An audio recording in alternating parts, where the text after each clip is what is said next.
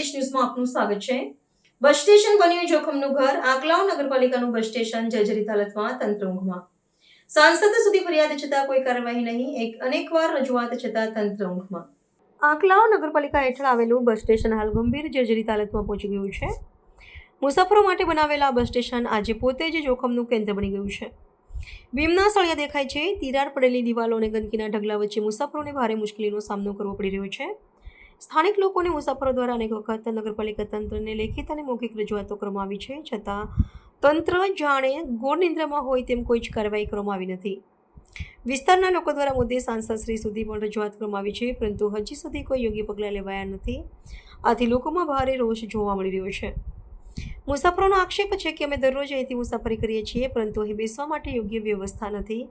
બસ સ્ટેશનમાં અનિયમિત સફાઈના કારણે રોગચાળો ફેલાવાનો ભય છે। જો તંત્ર વહેલી તકે ધ્યાન નહીં આપે તો કોઈ મોટી દુર્ઘટના સર્જાય તેવી શક્યતા છે। લોકોએ તંત્રને તાત્કાલિક સુધારણા કામગીરી હાથ ધરવા માટે માંગ કરી રહ્યા છે। મુસાફરોમાં ભારે રોષ જોવા મળી રહ્યો છે અને મોટી દુર્ઘટનાનો પણ ભય ઊભો થયો છે। હવે પ્રશ્ન એ છે કે તંત્ર ક્યારે જાગશે। પ્રાર્થના સંદેશ ન્યૂઝની તમામ લેટેસ્ટ અપડેટ્સ માટે ચેનલને હમણાં જ લાઇક, શેર અને સબસ્ક્રાઇબ કરો।